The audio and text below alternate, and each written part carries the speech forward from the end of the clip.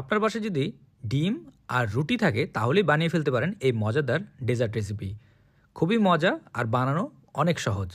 দেরি না করে চলুন আপনাদেরকে এই রেসিপিটি শিখিয়ে দিচ্ছি। প্রথমেই একটি বাটিতে নিয়ে নিব 2টি ডিম, তার সাথে দিয়ে দিব চিনি পরিমাণ মতো, এরপর দিয়ে দিব ভ্যানিলা এসেন্স। এরপর এই সবগুলোকে একসাথে আমরা ভালোভাবে মিক্স করে নিব। আপনারা কে কোথা থেকে আমার এই ভিডিওটি দেখছেন অবশ্যই কমেন্ট করে জানাবেন, আমি আপনাদের সবার কমেন্টের উত্তর দিব। আমার মিক্স করা হয়ে গেছে। এখন আমি এর ভিতরে দিয়ে দিব দারচিনির গুঁড়ো, এরপর দিয়ে দিব দুধ। এইখানে আমি নর্মাল টেম্পারেচারের দুধ ব্যবহার করেছি। এরপর আমি এগুলোকে একসাথে আবার ভালোভাবে মিক্স করে নিব। আপনি চাইলে বাচ্চার টিফিনে এই ডেজার্টটি দিতে পারেন, বাচ্চার এই ডেজার্টটি খুবই পছন্দ করবে। আমার মিক্সনটি হয়ে গেছে। এখন আমি এক এক পাশে রেখে দিয়ে আমি নিয়ে নিব 4 পিস রুটি।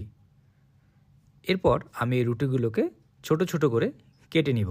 আপনারা চাইলে এখানে ব্রাউন ব্রেডও ব্যবহার করতে পারেন, এতে কোনো সমস্যা নেই।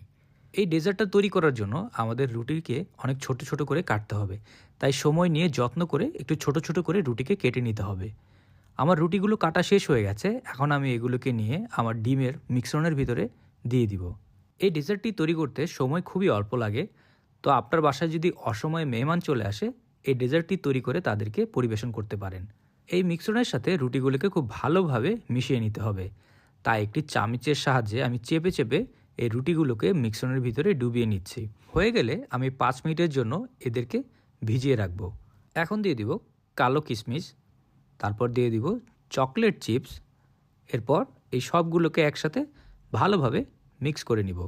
মিক্স করা হয়ে গেলে আমি আরেকটি বাটিতে সামান্য পরিমাণে তেল নিয়ে নিব। এরপর এই তেলটিকে এই বাটিতে আমরা ভালোভাবে লাগিয়ে নিব। একটি ব্রাশের সাহায্যে তেলটিকে ভালোভাবে লাগিয়ে নিতে হবে।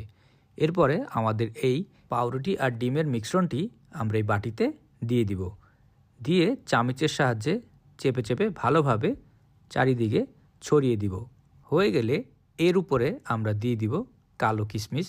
চারিদিকেই কিশমিশটি আমাদের ভালোভাবে দিয়ে দিতে হবে, তাহলে ডেজার্টটি দেখতে খুবই সুন্দর লাগবে। আমি একটি বড় প্যানে গরম পানি করে রেখেছিলাম, তার ভিতরে এই বাটিকে রেখে দিয়ে ঢাকনা দিয়ে দিব। তারপর 10 থেকে 20 মিনিটের মতো স্টিম করব। স্টিম করা হয়ে গেলেই আমাদের ডেজার্টটি তৈরি হয়ে যাবে। দেখতেই পাচ্ছেন কি সুন্দর ডেজার্টটি রেডি হয়ে গেছে। এখন আমি ডেজার্টটিকে ঠান্ডা করে নিব। ঠান্ডা করা হয়ে গেলে আমরা একটি চামচের সাহায্যে এর চারিপাশে আলগা করে নিব। তারপর এর উপর একটি বাটি রেখে আমরা ডেজার্টটিকে বের করে নিয়ে আসব। দেখতেই পাচ্ছেন কি সহজে ডেজার্টটি বের হয়ে চলে এসেছে। তো আপনারা চাইলে ঘরে এরকম মজার ডেজার্ট তৈরি করতে পারেন। খুবই সহজ একটি রেসিপি, চাইলে ঘরে যে কেউ এই রেসিপি তৈরি করতে পারবেন। তো এরকম মজার মজার রেসিপি পাওয়ার জন্য টোস্টেড বাংলা পেজকে অবশ্যই ফলো করবেন। ভিডিওটি ভালো লাগলে একটি লাইক অ্যান্ড শেয়ার করতে ভুলবেন না। সবাই ভালো থাকবেন, সুস্থ থাকবেন, আর এরকম মজাদার খাবার ঘরে তৈরি করে খাবেন। আর হ্যাঁ, জানাতে ভুলবেন না ডেজার্টটি আপনাদের কেমন লাগলো।